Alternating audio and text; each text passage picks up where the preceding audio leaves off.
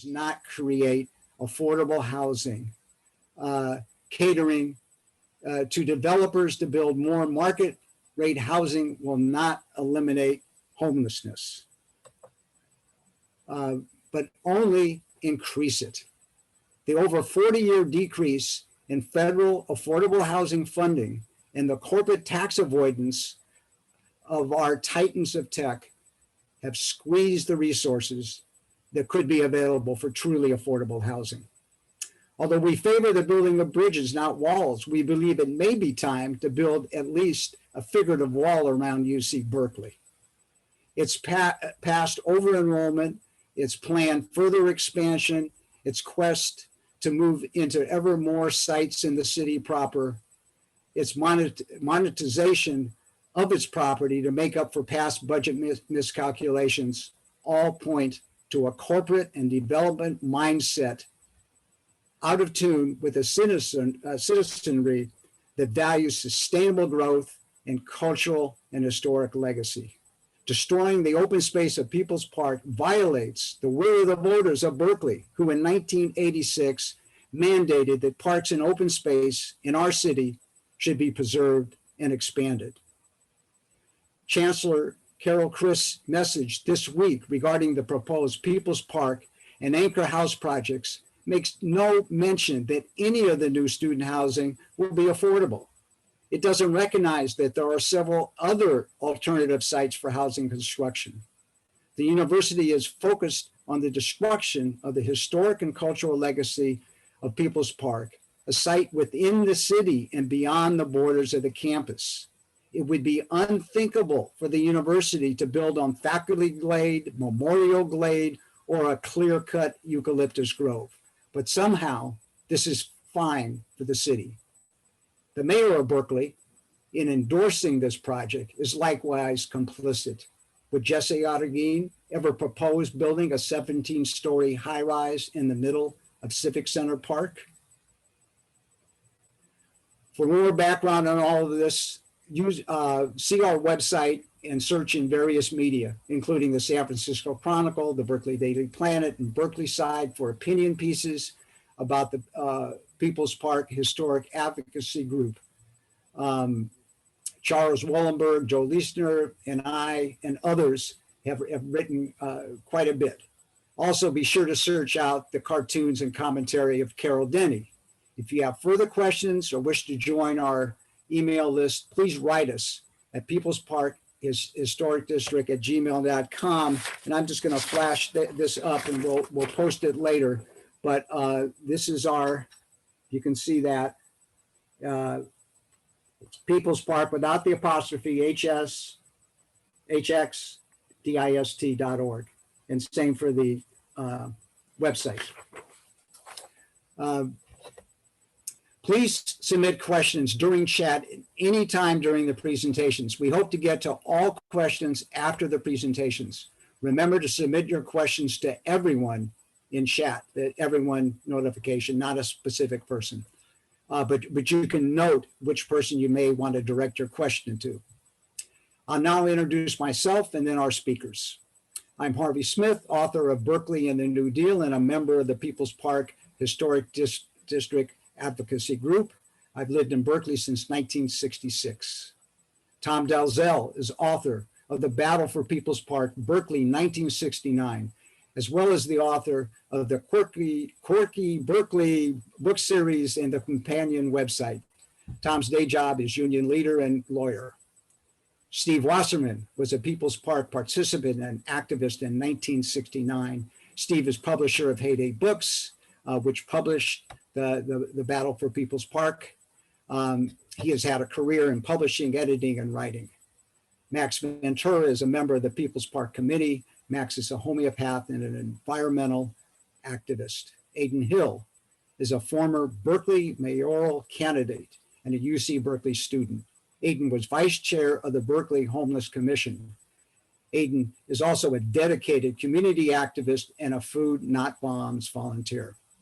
Questions from chat will be presented by Joe Liesner, a member of the People's Park Historic District Advocacy Group, a longtime People's Park activist and Food Not Bombs volunteer. So, Tom, please take it away. Sure. People's Park in 1969 was happened in a context. And that context was Berkeley having been the epicenter of a social change and opposition to the war in Vietnam since 1960, when demonstrators largely from Berkeley were washed down the steps of City Hall in San Francisco protesting the HUAC hearings there. A few years later, free speech movement in 1964 in Berkeley. 1965, the Vietnam Day Committee began work, marched to Oakland. In the fall of '68, Eldridge Cleaver spoke in a sociology class, and there was a controversy around accreditation for that. Shortly before, People's Park was the Third World Strike. So things had been going strong in Berkeley for almost 10 years when the founders of People's Park decided to turn a piece of basically abandoned land into what they hoped to be a beautiful park. The land had been acquired by the university a few years earlier. They had torn down about 25 houses that lined the three sides, except for Telegraph, of that city block. The university said that they were going to build housing. There was a need for housing. At the time, people were fleeing the dorms and really had no interest in more dorms. And I think it was pretty cynical move by the university. There was cheap housing where the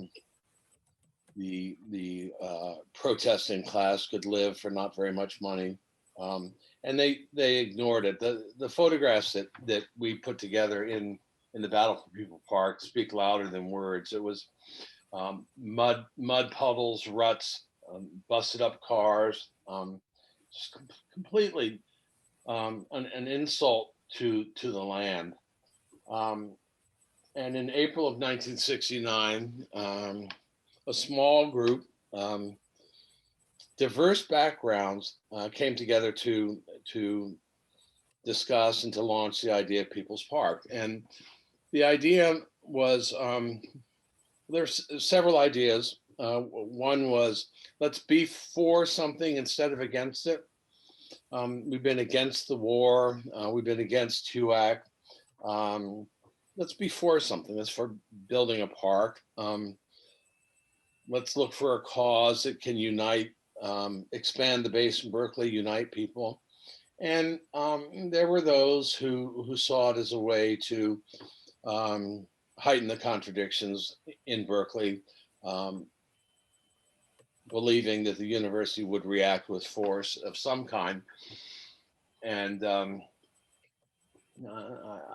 I would minimize that element, although it was there. So the idea was to build a beautiful park, and it started on April 20th, I'm sorry. May 15th, the university fenced it off,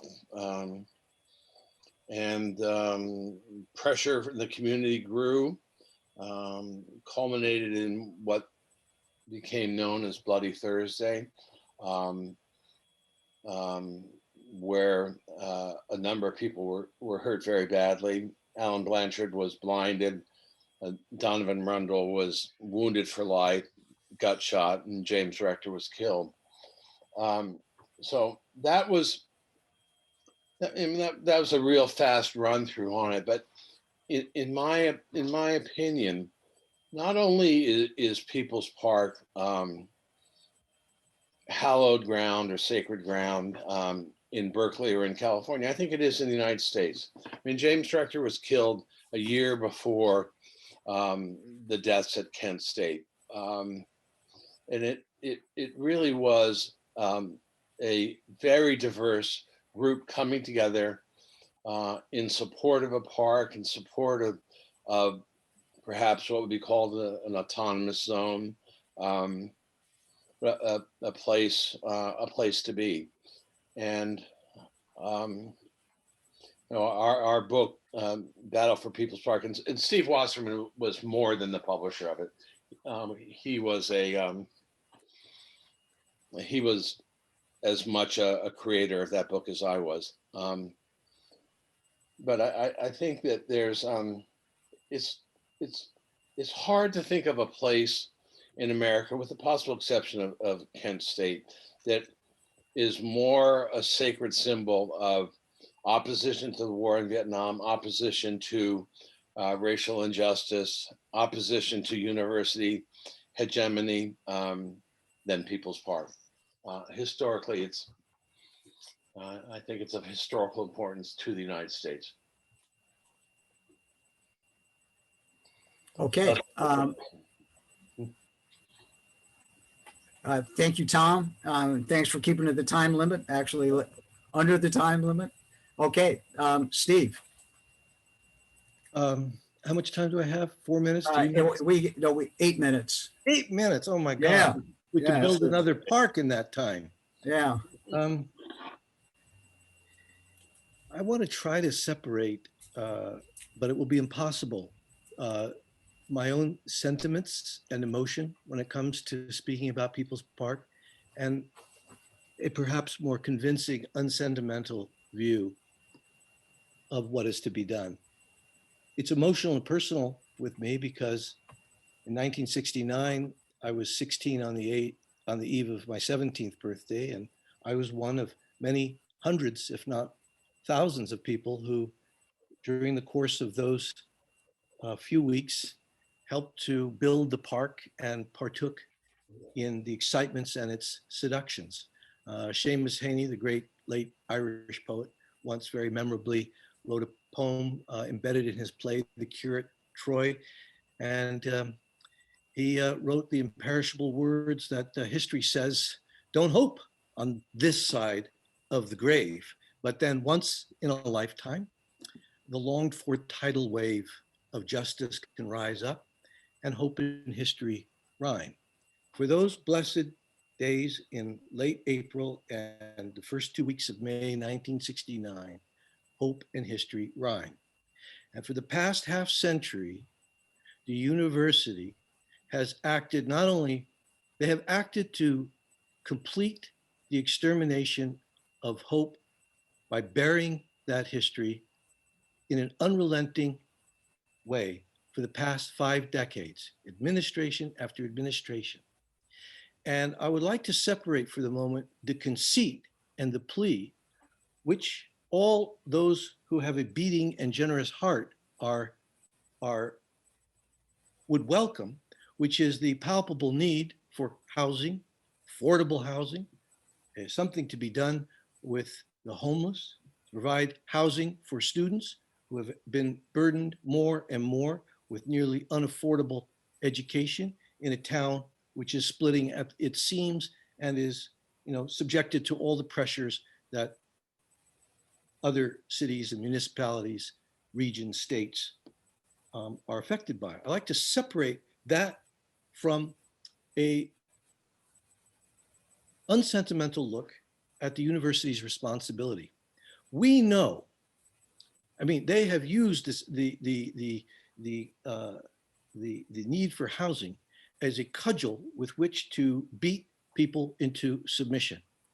And it is a cynical device. There are many spots on the university campus and elsewhere for housing to be built. They just tore down a building in front of Edwards Stadium at the apogee of Kittredge or Alston Way and Oxford. They took down a building. There is places to build a building and buildings. But even if it were the case that a multi-story building would be somehow necessary on that plot of land, it still seems to me a terrible heresy and a betrayal of the university's primary mission.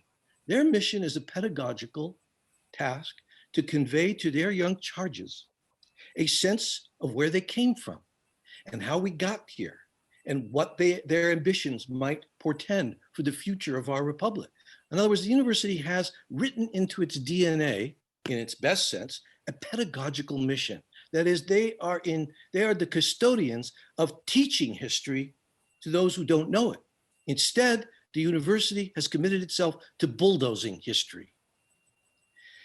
It would seem to me, and their every act since their fundamental betrayal in 1969, whether it's the uprooting of trees 2 years ago, or whether it's the sudden appearance in the dead of night to take soundings in the earth, they have committed themselves to a duplicitous and secret process, swaddled in the conceit that they have an open process in which they invite the public to dialogue with them, which is only to provide a fig leaf cover for their genuine machinations, which has never varied from their hope to kill off the park and everything it means.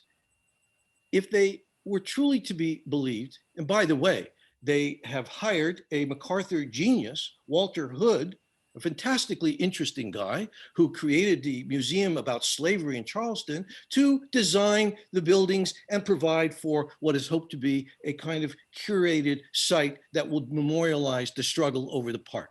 But this would be like giving the descendants of slave owners the right to create the museum about Nat Turner's rebellion. How can the university present itself as a moral authority on this contested history without having done the basic first act? The university has never offered an apology.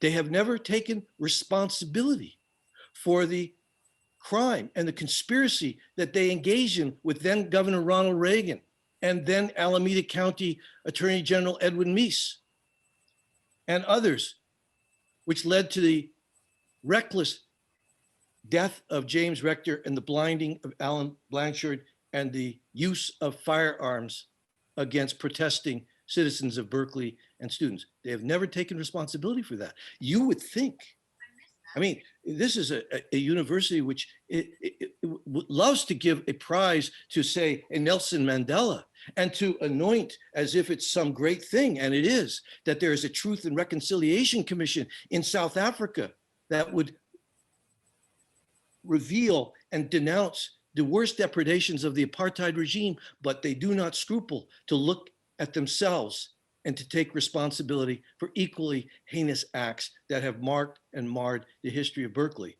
So I would certainly advocate that the university owes an apology, and I have yet to hear one from Carol Chris or anybody else or the regents.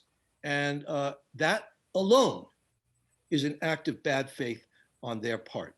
The idea that the park is now has become a cesspool of neglect and a kind of outtake from the Night of the Living Dead and is scaring the bejesus out of ordinary people and students can't go there. First of all, it isn't true.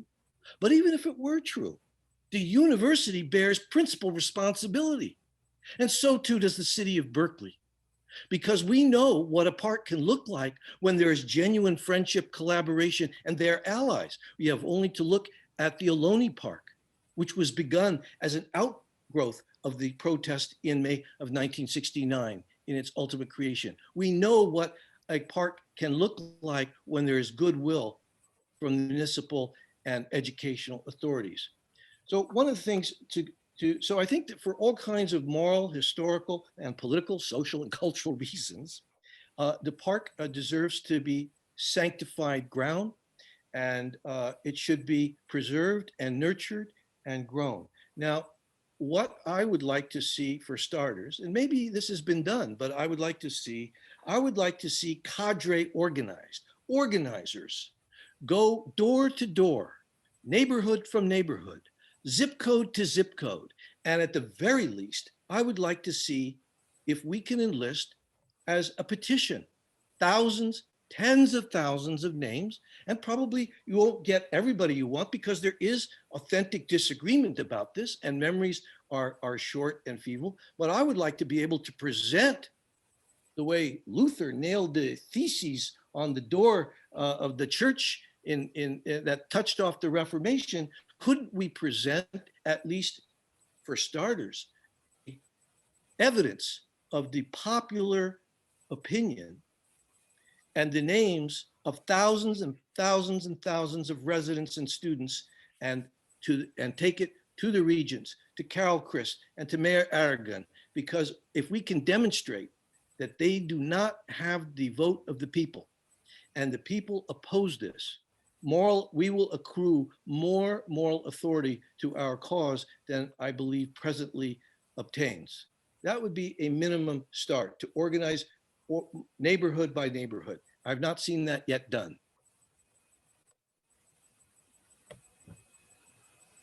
Okay. Thank you, Steve. Max. Oh, Max, okay, there you go. Okay, I'm just calling one of my children who's going to help with the slideshow. Okay. Because, they say a picture is worth 1,000 words. Okay. So as a publisher, I completely disagree. Yeah. I mean, I think 1,000 words is worth way more than a single picture, because we don't photograph live. Okay, well, look at these photos and then decide. They're all important. It's all so important. But what I want to do is help to bring to life what is the day-to-day of UC and its attacks on nature. At People's Park. Wait. I mean, you can keep talking. Yes, I'm going to keep talking until you can bring up. I want to say ahead, I want to thank people for help with photos. A student named Niusha had gotten the first 2 photos that are aerial photos of the park. One taken around the anniversary time of 2018, and then one taken about a year later after that most recent major tree attack. Okay, here we are. Can you get it to go? Is it going? Can you all see it? Can you all see the title here? You see? Okay, great. Oh, I just pressed this. Okay, but can you stay here? Yes. Okay, here we are. If you look at this photo, this was taken in 2018. What's circled there at the bottom of the page is the east side forest. And you can see moist, lush, dense with many trees. And then here it is. About 9 months later, they did the attack, but this photo was taken about a year after that photo. There it is. So climate change right there, 2019, totally different climate. There's a little bit of grade going from the east side down toward the west. So normally with all that moisture from the forest, some of that would have moved down, usually moved down to the toward the grass and kept things moist. UC was not even watering, so things were really kind of dead grass for a long time. Eventually they started doing some watering again, but so here's that reality. I want to link this to UC's attacks on and deforestation and pesticiding in the East Bay Hills. This is in January. Healthy trees in Claremont Canyon. So UC's typical demeanor is, so sue us. Well, guess what? Some in our coalition to defend East Bay forests did sue many times. A lot of us have been involved in lawsuits. This time there just wasn't the money. So they went ahead, killed a lot of trees this time. And let me show another photo of that. That's Claremont Canyon, January. It's a tree morgue, somebody called it. And you can see like now they've just changed the whole climate to hot and dry. And now there's this huge 100-foot wide wind tunnel going over toward Contra Costa County. So the next time there is a wildfire that begins in the hills and the Golden Gate winds sweep up and over through, our neighbors in Contra Costa County are at immediate threat, as are others throughout the hills. So that's the kind of neighbor UC is on a larger level. And it's all linked. Okay, here is Mount Sutro in San Francisco. UCSF has been destroying healthy trees and pesticiding. That's a great horned owl there you might see there around the middle of the photo on a branch. So UC's on that attack now. The neighborhood, was it Parnassus Neighborhood Association, I think it's called. They've just filed a suit because we've been fighting this Mount Sutro stuff for a decade, but they're planning on, guess what? Student housing for UCSF is what they say, or housing. But again, just like with UC's housing, out of reach for many, or absolutely on the backs of students with massive, massive student loans. This is going to be very, very expensive housing if they build it. So there is this, work to stop that from happening, but not before they've already done some destruction of trees and pesticiding. So that's Mount Sutro. That's some of the lungs of San Francisco. Used to be that you'd feel all, if you went to Dolores Park in Mission/Noe Valley, you'd feel you'd feel the water coming down, sprinkling over you. But after some of the tree decimation there, last time I was at Dolores Park for the mime troupe, it was, no longer were we getting those nice moist breezes over. So that destruction needs to stop also.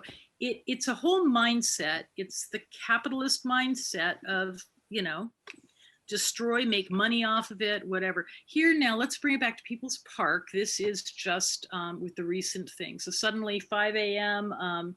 Earlier in February, people were awakened in the park. The park is an encampment during the pandemic.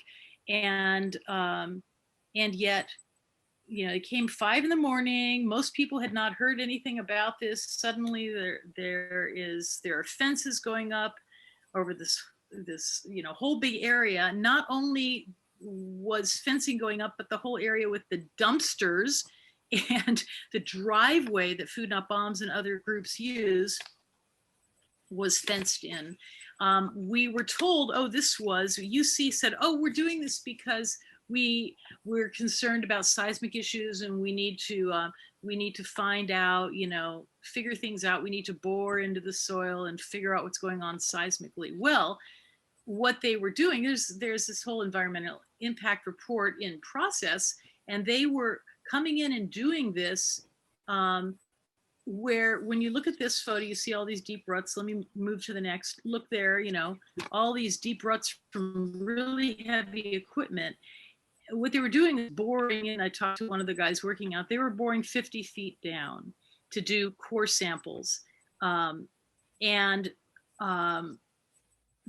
you see a hole from one of those. So you see clay came up, that means clay was going down too. And while Derby Creek, which runs through the park, while it's in a culvert of a sort, again, we all know it's a seismically active area. So what came up also would have been pressed down toward the creek, a huge concern.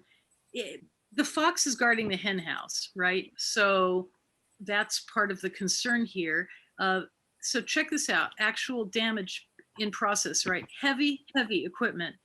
And they're, right over tree roots here.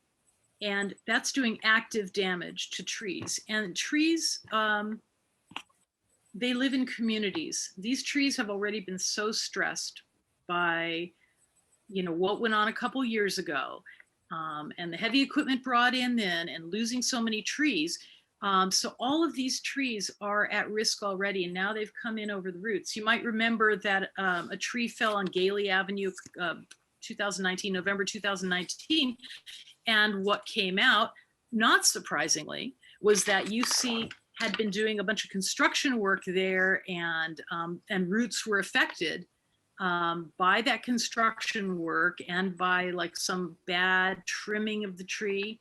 So UC hires out, does all this contracting, and hires out to all kinds of contractors. We have less oversight than if UC were doing this themselves. But the pattern is they do stuff and then they say, so sue us.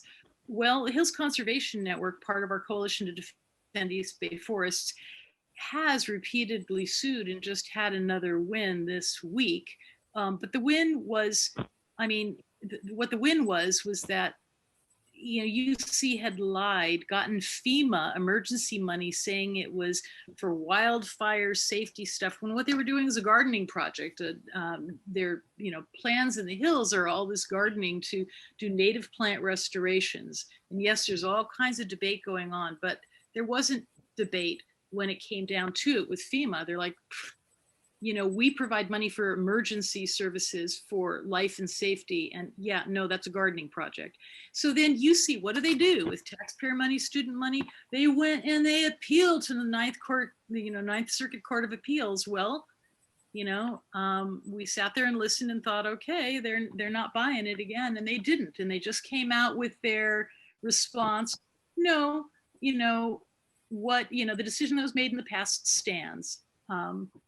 So it's great. It's nice to have that win. But the problem is that, it always depends on activists and people in the community who are willing to fund lawsuits. And how outrageous is that?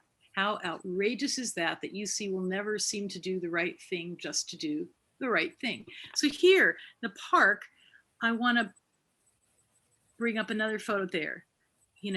That's one of our Cooper's hawks. Looking right over the garden on the west side. We see red-tailed hawks, Cooper's hawks, the people who oversee the webcam for the peregrine falcons that have a nest on the Campanile. I talked with them and inquired with them, and they said, yeah, they believe that People's Park probably is part of the hunting grounds also for those falcons. It's not just about people. It's not just about trees. It's not just about these raptors, and other wildlife. It's an ecosystem. It's an ecosystem which has developed among flora and fauna, we being part of that, and it needs to be preserved for all the reasons Tom mentioned, Steve mentioned, I'm sure Aidan will mention.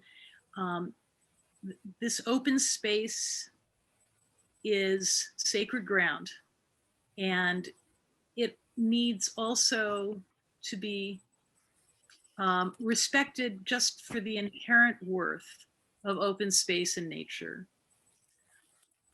And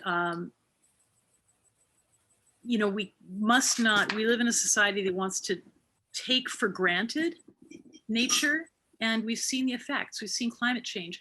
Those photos earlier on of the destruction in Claremont Canyon, after, just in January, there was a period of time after that for a couple weeks where I was pretty much holed up at home, snuggled up to an air filter, and I couldn't figure out. I tried to find out what was happening air-wise, what was going on. Was there some wildfire in Southern California sweeping up or coming down from Northern California or Oregon? I couldn't find anything to explain that other than that there'd suddenly been all those hundreds and hundreds of healthy trees cut down and pesticided, that whole area pesticided too.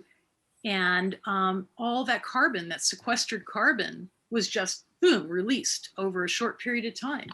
And people and wildlife suffered as a result of that. So there is a tide. There's a tide that's turning now, and the fence is coming down. I mean, that was a beautiful. It was beautiful to be at that action and watched this, and felt this, and was part of this. And I've been part of over decades. We've had so much resistance to UC's destruction in the park, and we always come back with beautification and the focus on mutual aid, and I think a lot of us are just stubborn. We're not going to let this go. This means too much, and with the increasing density in Berkeley and right around park, we need to preserve the park and it as part of an historic district. So I appreciate that the Historic District Advisory Group continues to work for national recognition.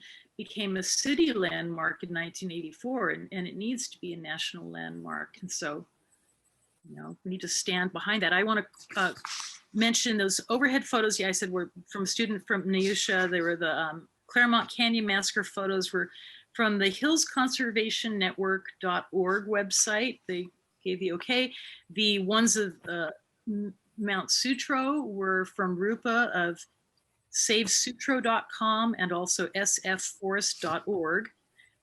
Isis Farrell helped with the photos. Lisa from the People's Park Committee, Lisa Teague provided a bunch of photos here, and then Ingrid helped to put this slideshow together. And so there it is, cooperation. That's what the park is about. Thank you, Max. And I forgot to mention, if you look at the last two editions of the Berkeley Times, we did a two-part series on the nature of People's Park with some amazing bird photos, tree photos. So just exactly in line with what you've been talking about. Okay, Aidan, you're up. All right, thank you. Thank you, everyone. My name is Aidan Hill. I use they, them pronouns, and I'm happy to be here. I think I have a unique and interesting perspective on People's Park, partially because of my history. And the reason why is because when I first came to Berkeley, it was in the early 2000s because my sister was a student at UC Berkeley. And so I would always visit her and her children around the area. I remember going on Telegraph Avenue and seeing all of the incense and the vendors. And so this area has become a really big part of who I am coming into my own age.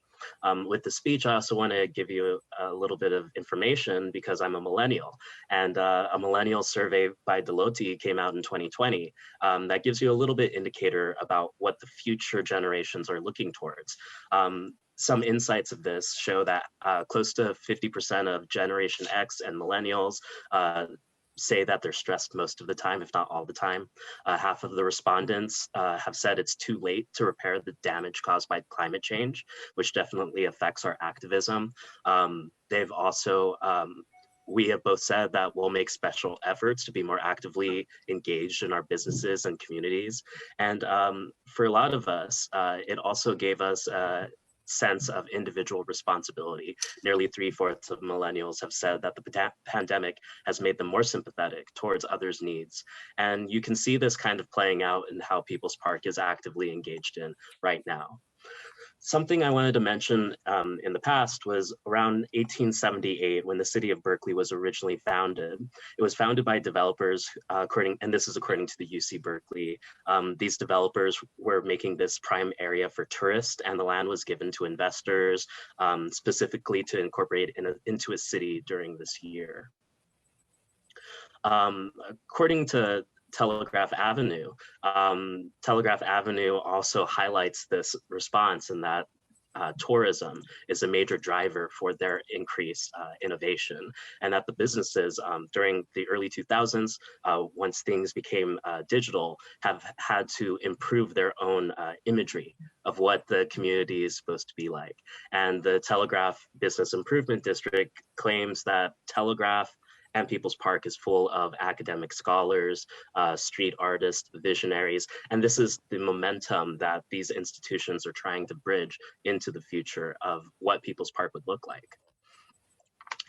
With that said, I've ran for the City Council for District 7 and the City of Berkeley as mayor. I've been able to talk to many of the staff and advocacy groups that work with the city, and even the City of Berkeley considers People's Park a park, even though that is owned and managed and maintained by the University of California. They acknowledge that People's Park was created by community members in the 1960s and features many things, including a location for festivals and community events. They call it a multi-purpose turf. It has a basketball courts. They have not updated their slides yet, but they say it has children's play areas with swings, a picnic area, community gardens, and stage. And so this shows that the city does have some respect for the park, even though it's outside of its jurisdiction. Back in 2018, when the chancellor first attempted to develop onto the land, they gave the community 4 different options compared to what they're currently building.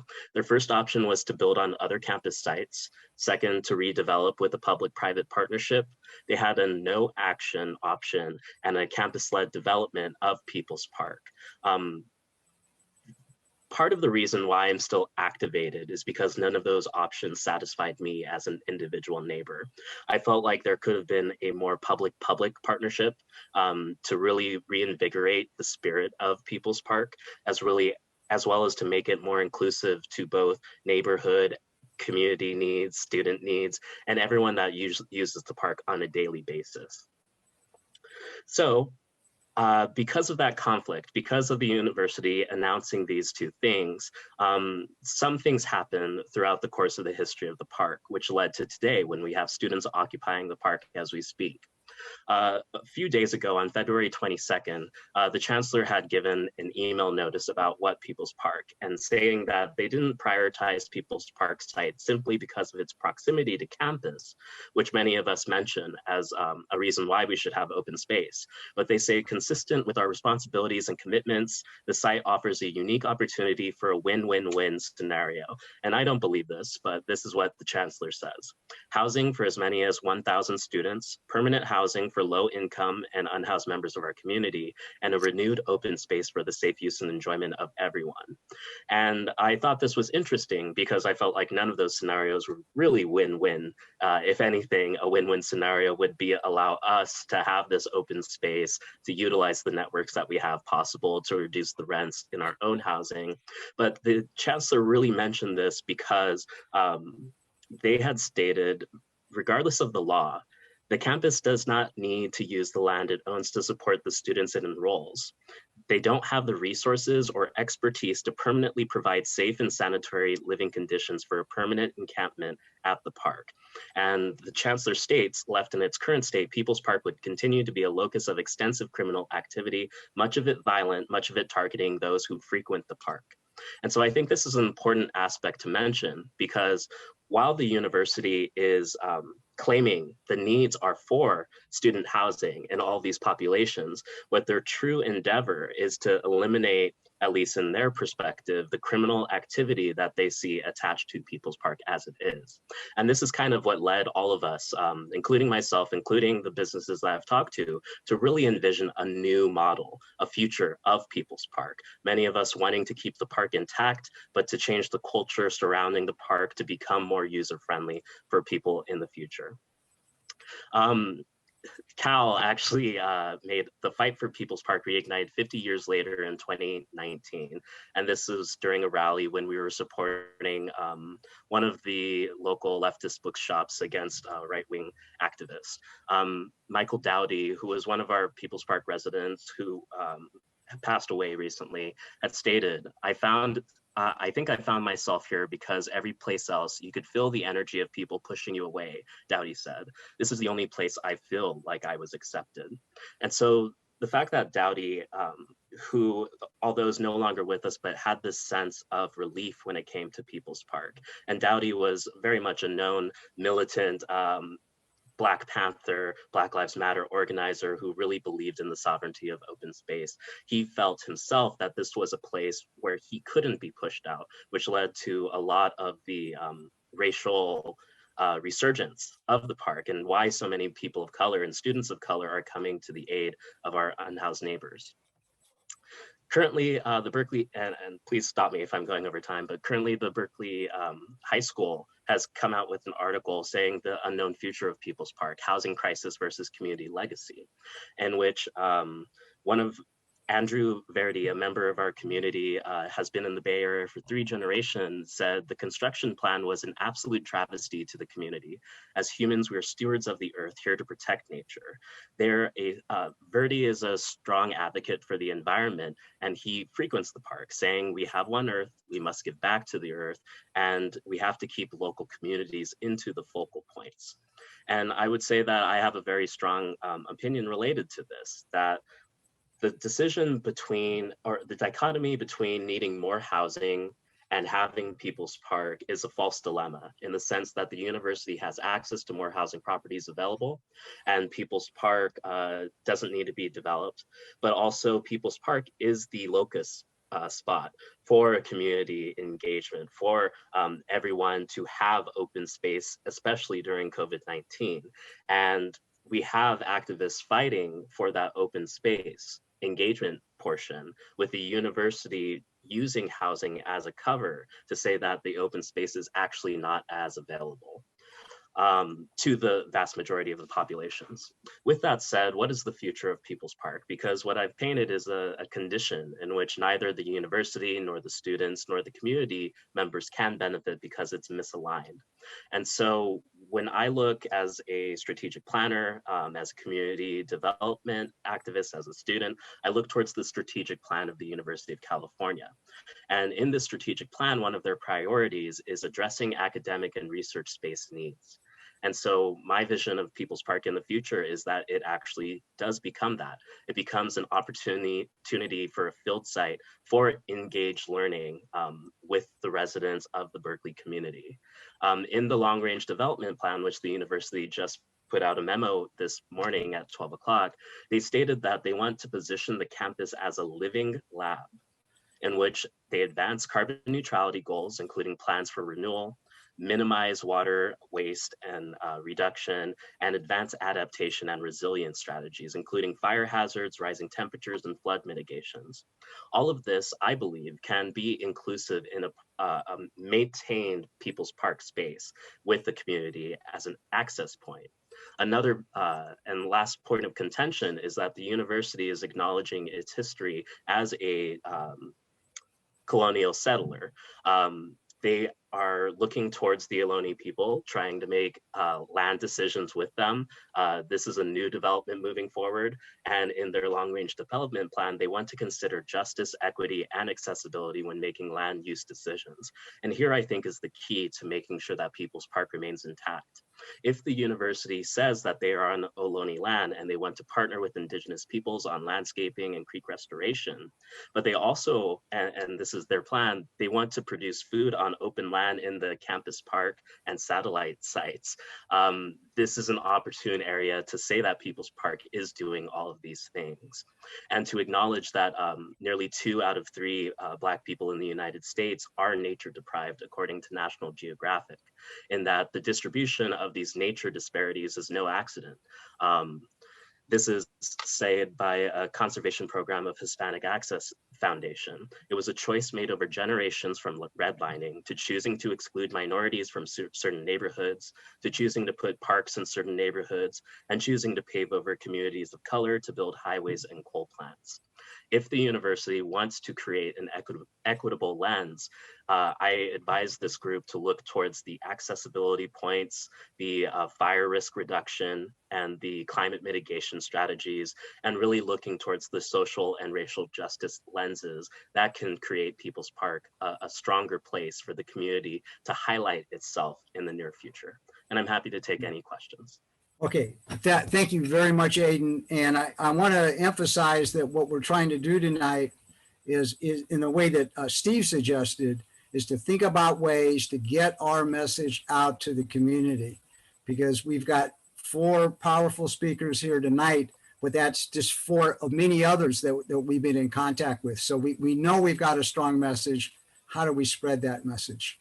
And I just want to make just one little comment related to what you said, Aidan, is that what several people, including our little group, have discussed is the possibility and the reason we call ourselves a historic district, because it truly is that. The Civic Center Park is 2.8 acres, exactly the same as People's Park, surrounded by historic buildings. People's Park is surrounded by historic buildings. And in fact, one of them, the Maybeck Church, is on the National Register. But these buildings are underused. They would be excellent sites for centers for the things you were talking about, for celebrating the history. And you pointed out tourism. I talked to street vendors on Telegraph. They say people walk up to them and ask, the people from foreign countries, where is People's Park? So we have this incredible opportunity there to maintain the park in the way that you're talking about, and developing it in a way that it's recognized for the asset that it is. Okay, Joe, I know there's some questions, so I want to open it up for the questions, and then we can also have some exchange. Joe, go ahead. Actually, there have been some very good statements in the chat, but so far, no direct questions. What came up out of the comments by the four speakers, especially the last one, was severe contradictions in both the university's presentation today about the 2021 LRDP, as mentioned, you know, land use, respect for native rights, trying to combat climate change. They're doing everything exactly to the opposite of things that they claim to have respect for.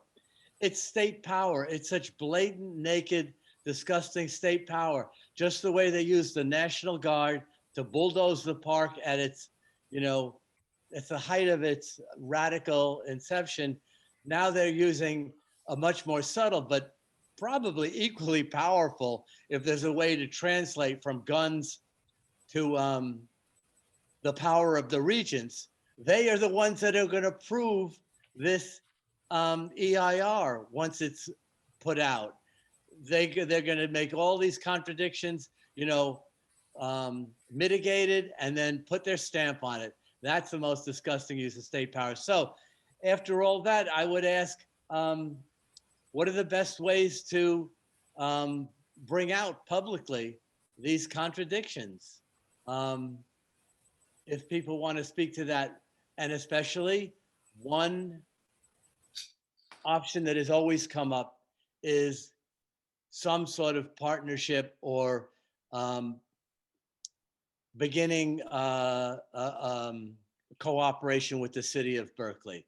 They tried to buy the park in '72. Lonnie Hancock asked them for 30 days to wait. They were going to get $1.7 million from Sacramento, and university somehow realized that they had let the cat out of the bag and refused to give the mayor of Berkeley, you know, an extra couple of weeks to get the money. So that's my question. This is Tom. Are we unmuted? Are we just jumping in here? Yeah, you're unmuted, yeah. Yeah, And Max, I saw Max raise her hand too. I didn't. And I also see a question for Aidan. So go ahead, Tom. All right. Unless people have a different understanding of the Berkeley City Council than I do, I don't see a future in that. I mean, I don't know what the I mean, the vote count on YIMBY versus NIMBY is 7-2 YIMBY. I mean, the developers own the city council and the mayor, as far as I'm concerned. I don't. Yeah. You know, what the city council was willing to do in the 1970s is very different than what I think they'd be willing to do now. I mean,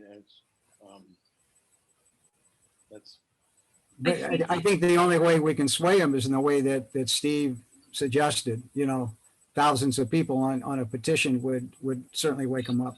Max, did you have a comment?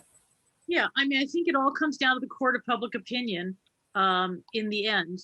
That, I mean, right now they're heavily on the defensive, We've been organizing a lot the last couple of years since that, especially since that tree decimation and since they came out with their newest provocation. Oh, we're planning these dorms.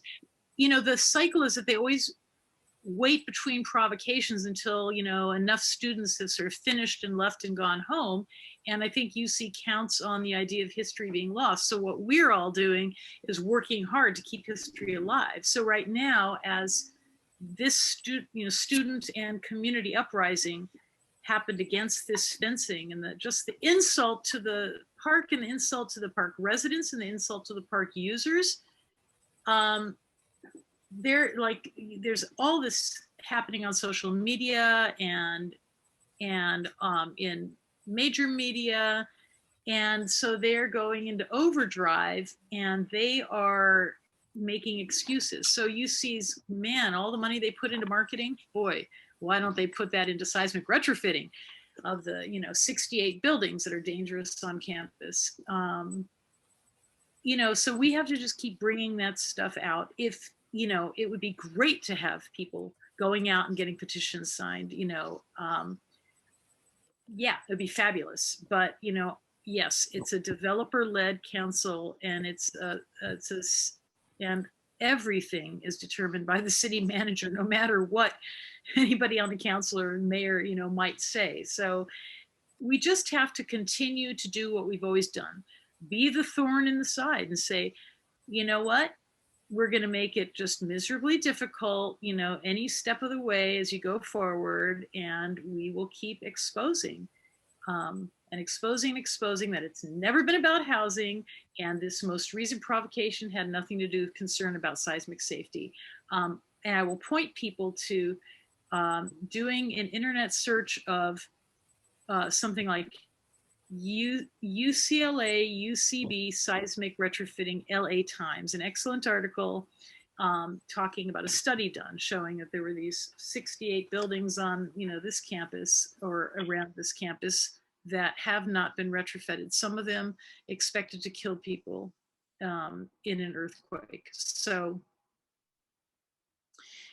that's the stuff we've got to bring out. We have to keep busting their myths.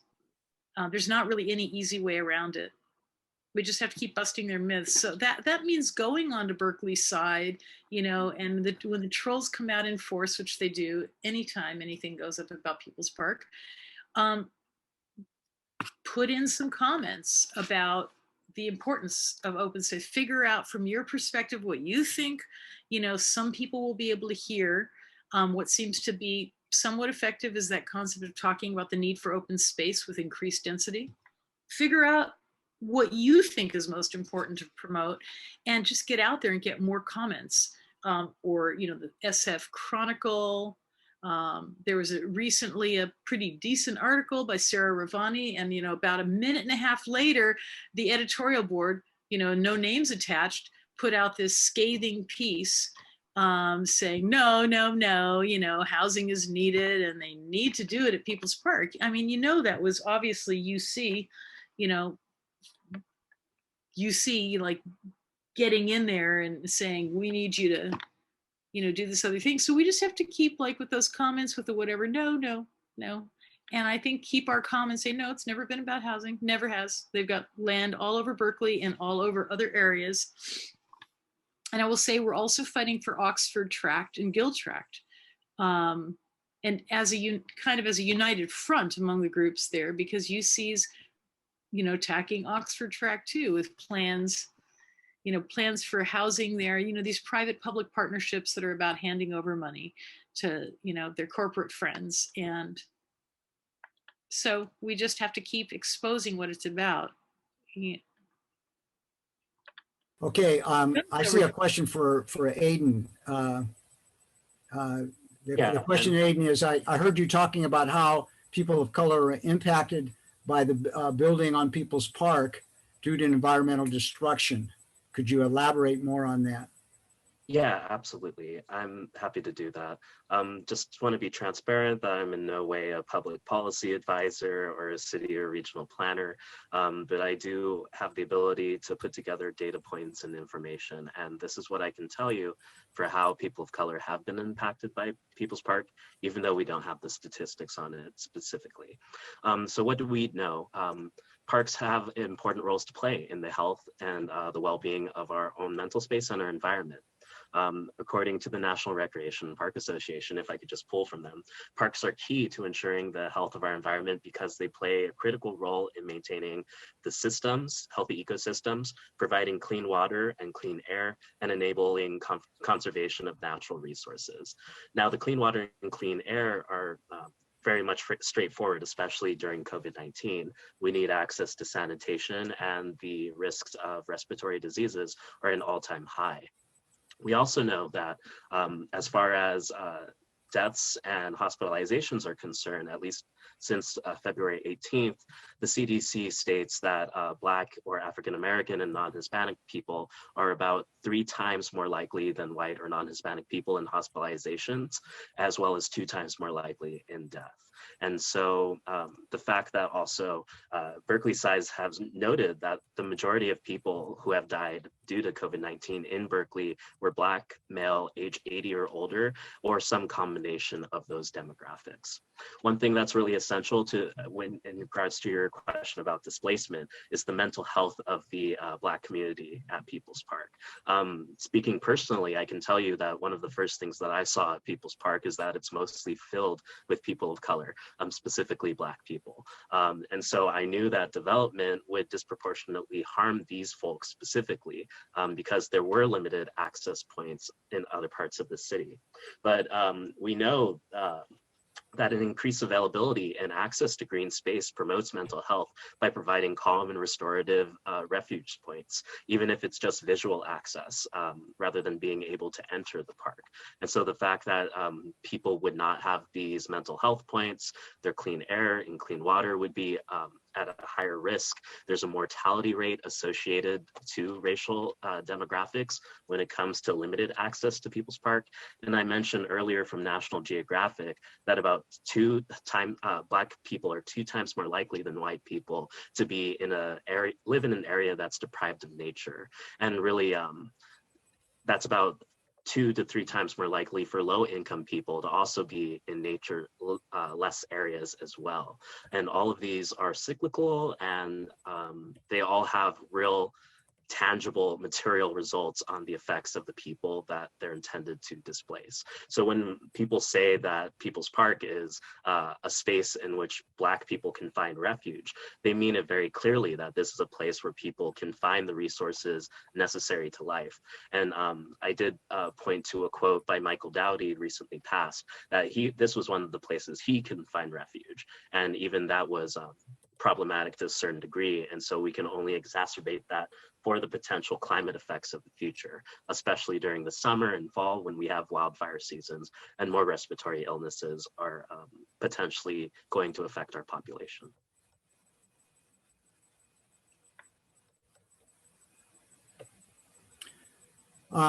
Yeah, in terms of the ways we can, reach the public, I want to underscore what Max said about writing, to various media, because that pressure when they see it, because as we know, the YIMBYs, the well-funded YIMBYs, do turn out and they do make a lot of noise. So, if you have an issue with things that you read, write about it and get it into the media.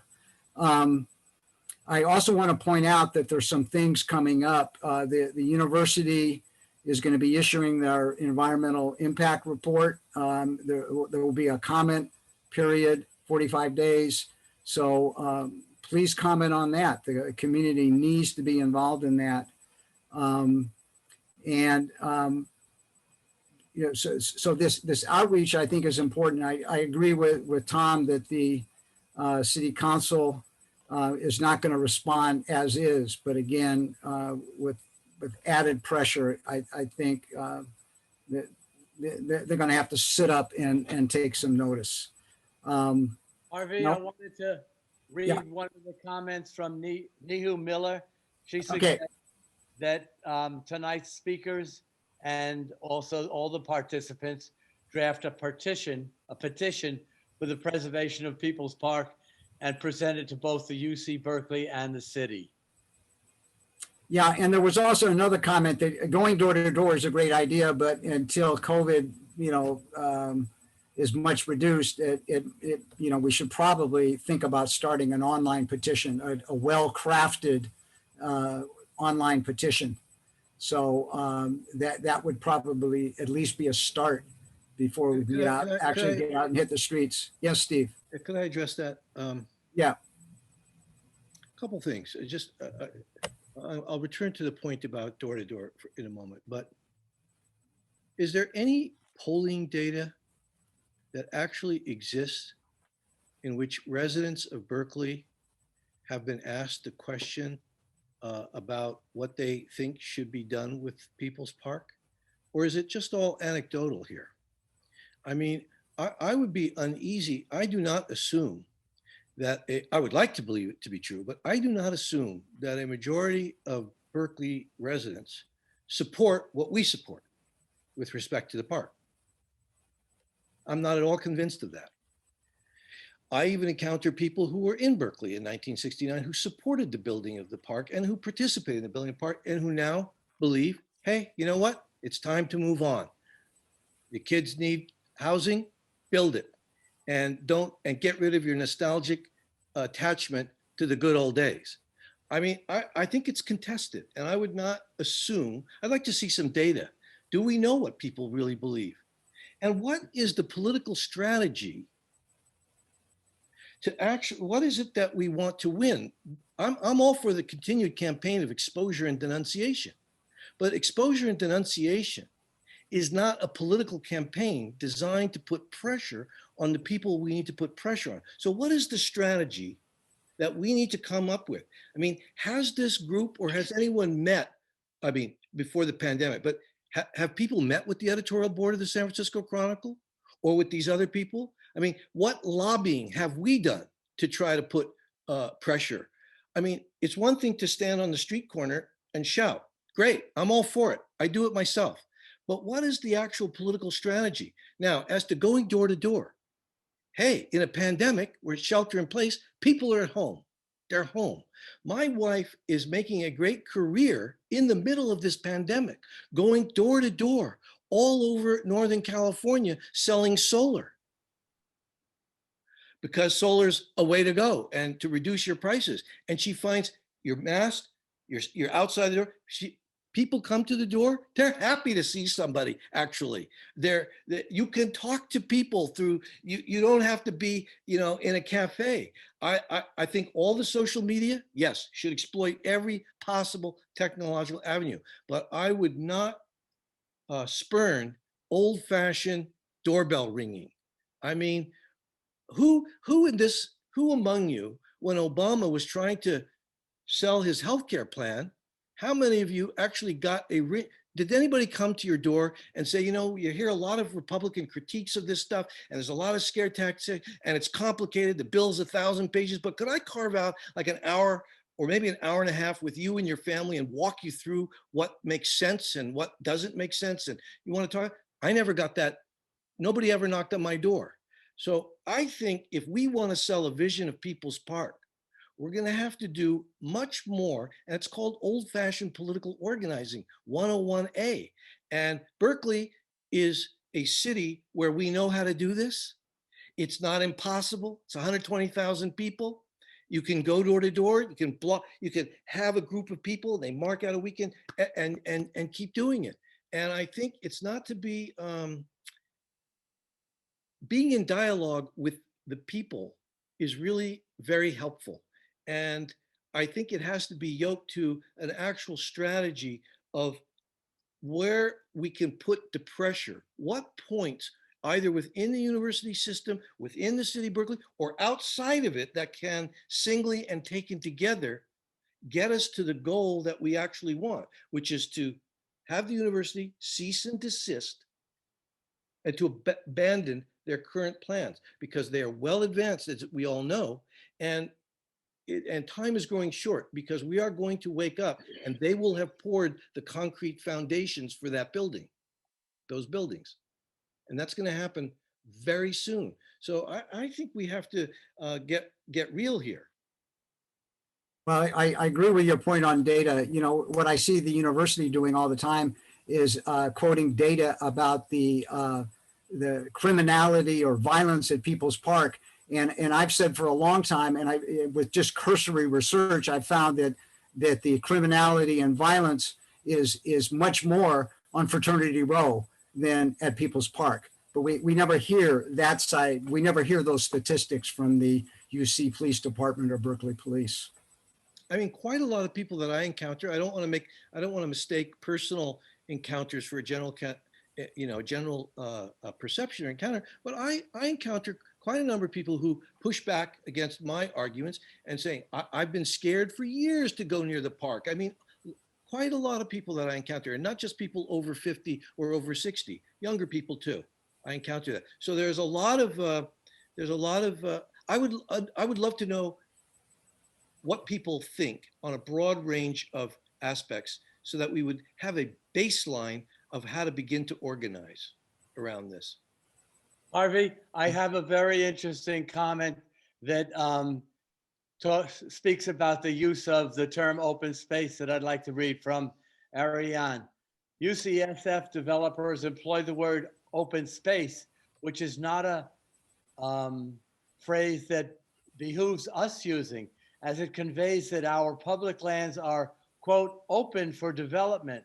In San Francisco, for instance, UCSF has misnamed our dense cloud forest, Mount Sutro, the Mount Sutro Open Space Reserve, so that they can recreate a new image of public space in people's minds. Such language is dangerous, so I would strongly urge Aidan and others not to use it. Can I make Aidan, a what, comment? do you want to comment, Aidan? Yeah, I'll comment on Steve's point, but I did see Jay Okay. Copeland's hand up first. I don't want to make a specific comment about this. My name's Joseph Copeland. I'm was raised in Berkeley, not that far from the park. You might know this book. I'm going to show up backwards. This is People's Park. This was my father's book, Alan Copeland. I live about 800 miles north of you now. I happened to hear about this meeting and I wanted to come here, and I've been listening here. And it seems to me that everyone here is coming with a different reason for having an interest in the park. Some of it is historic, some of it is social justice, some of it is flat out environmental. And all of those make sense to me, but it seems to me that if you're going to get support broadly, you're going to need some kind of PR campaign to all of the stakeholders. And that means appealing to the environmental and green folks like Max, and students who are millennials and Gen Z who are interested as well. You're going to need to approach the historic folks like Tom, and other people who have an interest in the historic preservation of the park as a landmark. Some of the urban planner people and city folk, you'll need to look after them. The social justice crowd that Aidan's talking about has an interest in the park, and you could appeal to them.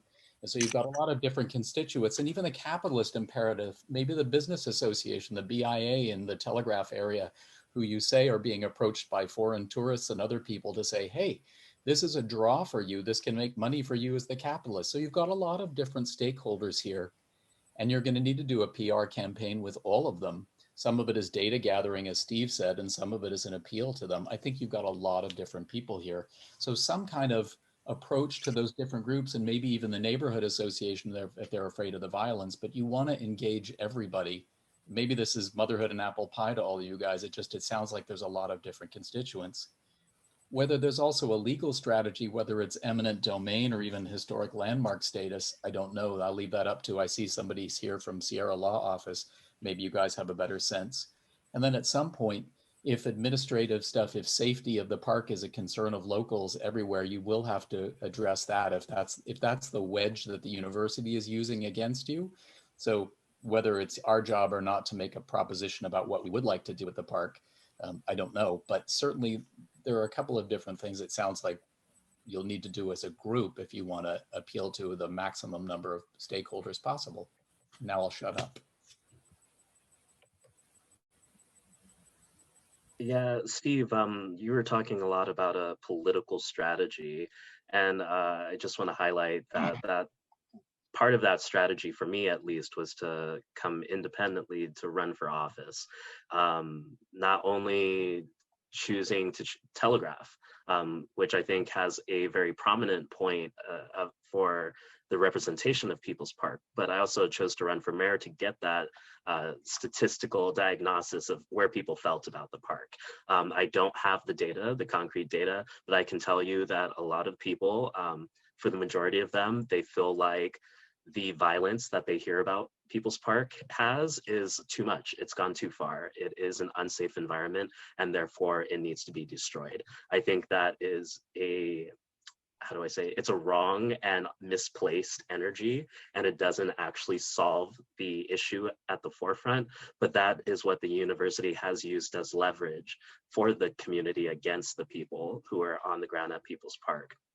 Now, as someone who runs for office, like I don't just show up one day and say, I'm going to be this person in power.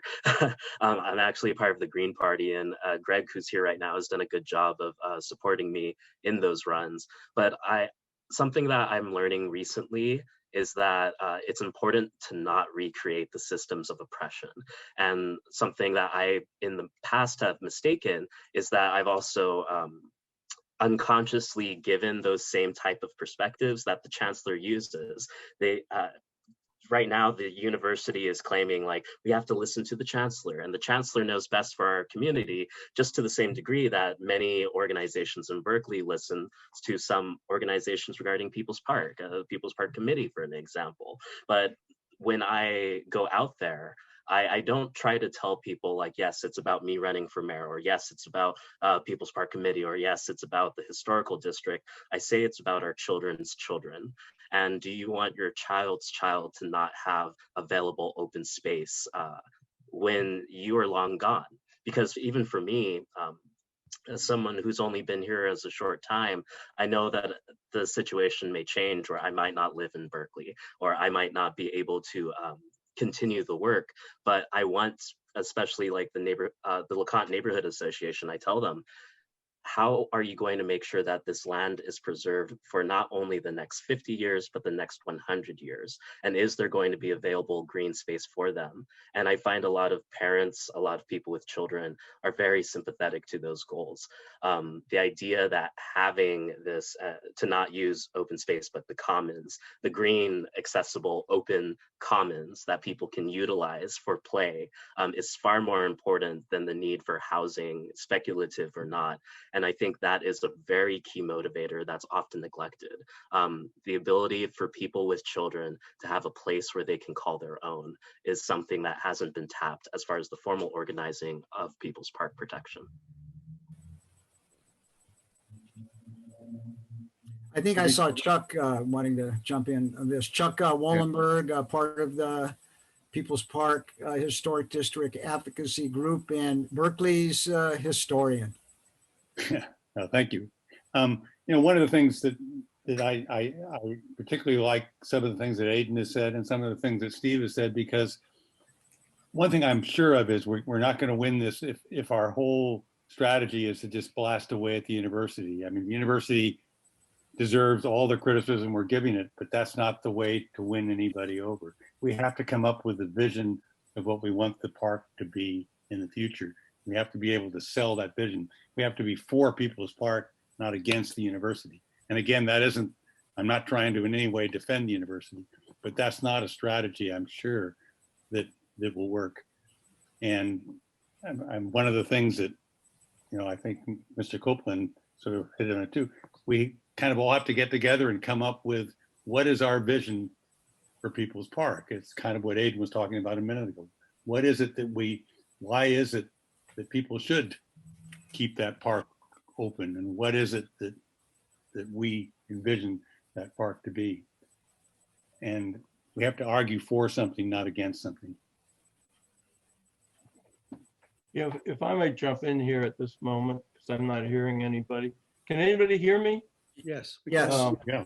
I'm David Axel. I'm way out here in Sonora, California. And I've been listening. I don't feel that I always have to talk at every People's Park meeting, although I think I always have. And this would be an exception if I didn't.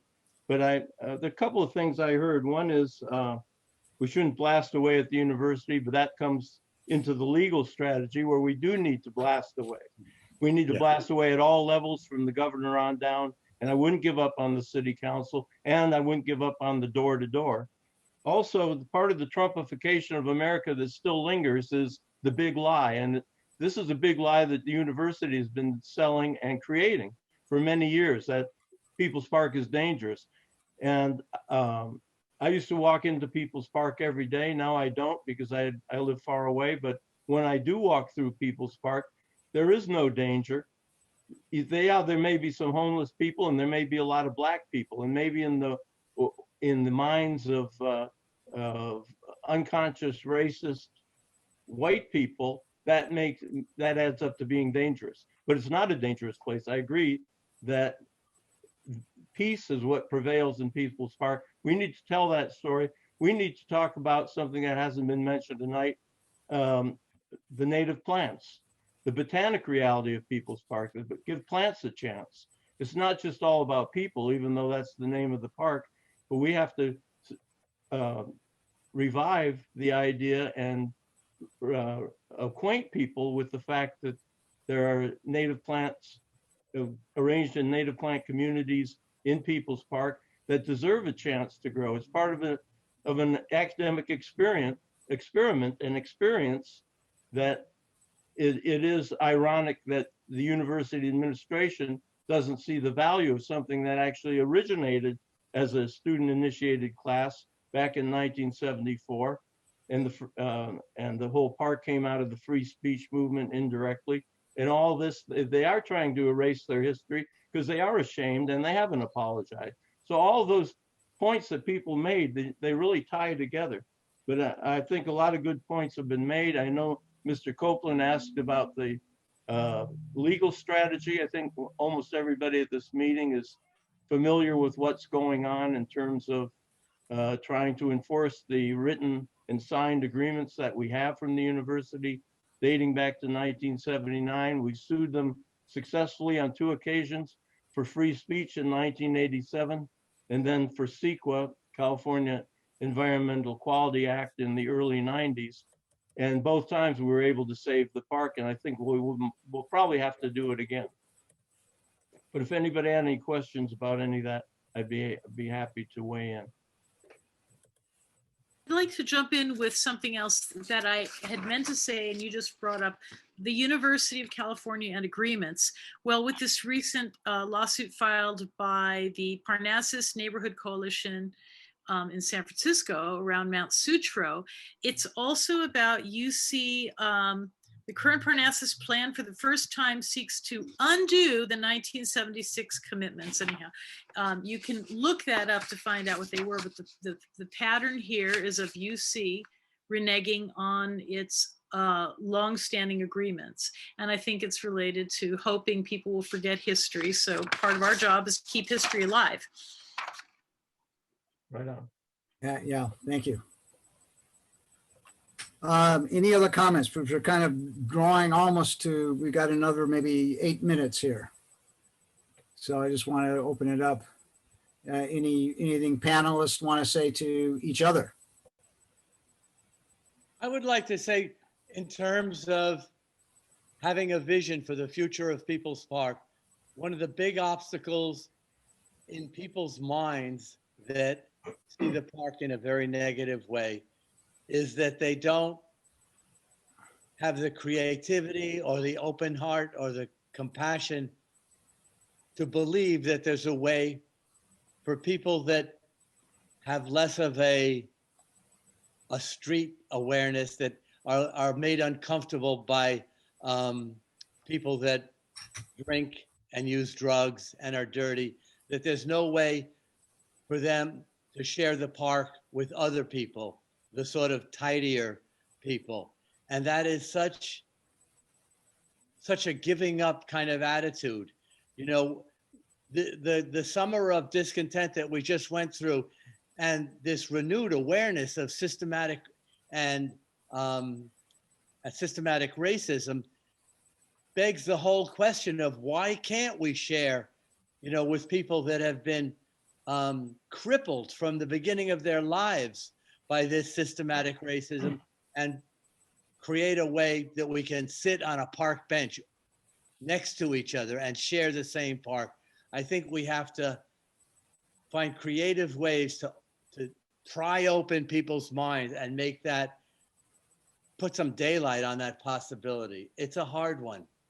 But Joe, I'd like to invoke our ally, Zach Stewart. Zach Stewart is a landscape architect. He was the designer of 2 Berkeley Parks, Shorebird Park and Willard Ho Chi Minh Park. And what Zach likes to do is to compare People's Park with Civic Center Park.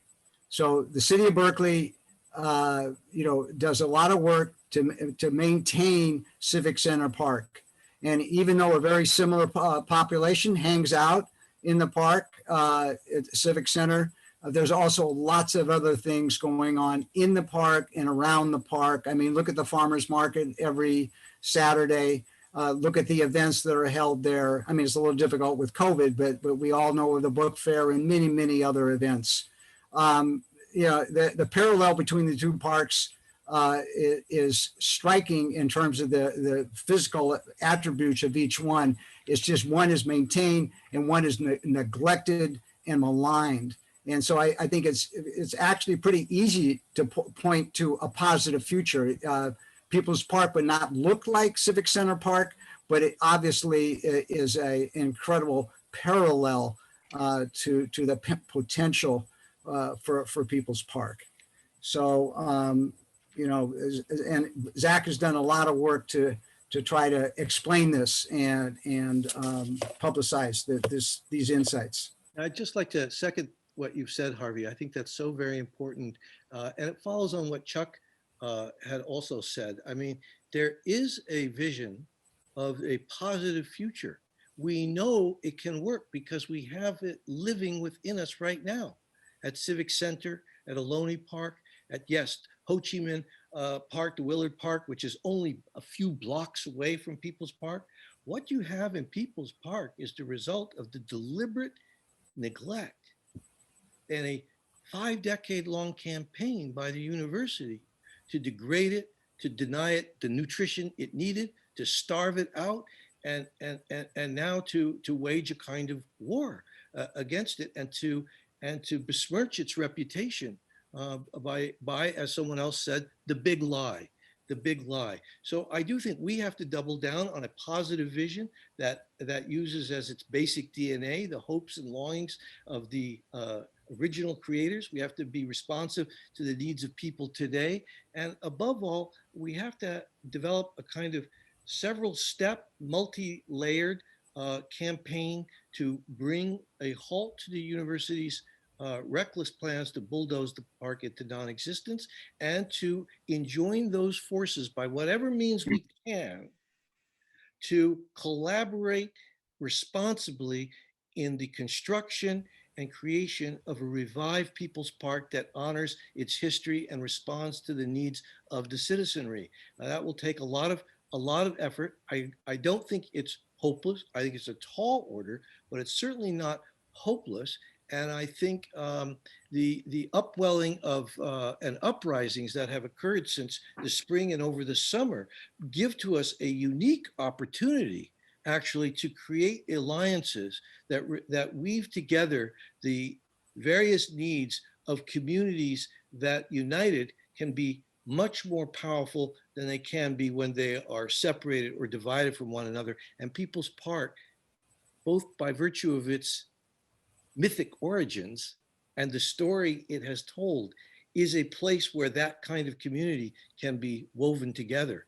But we need a multi-pronged campaign that really hits the notes that Mr. Copeland enumerated, that speaks to what he called the stakeholders, and to do it in a more concerted fashion. I do think an attempt to actually understand what people actually believe right now, whether right or wrong, and a petition drive that assembles by virtue of its numbers and a direct a dialogue, trying to enroll people in this campaign would be hugely beneficial. Steve, I want to thank you for your elegant summation of our evening. Okay. And with that, you know, we're really out of time. I want to point people to both our website and the website of the People's Park Committee. Check both of those for future events and actions, and hopefully an announcement of a petition drive and many other things. And we're going to, we've been considering, you know, doing other events like this. So you know, look for further Zooms and other activities. And I just want to thank everybody that participated, everybody that, you know, tuned in tonight. And let's go forward. Adelante. Okay. Thanks for organizing this. Okay. Thanks, everybody. Good job, Harvey. Thank you, Chuck.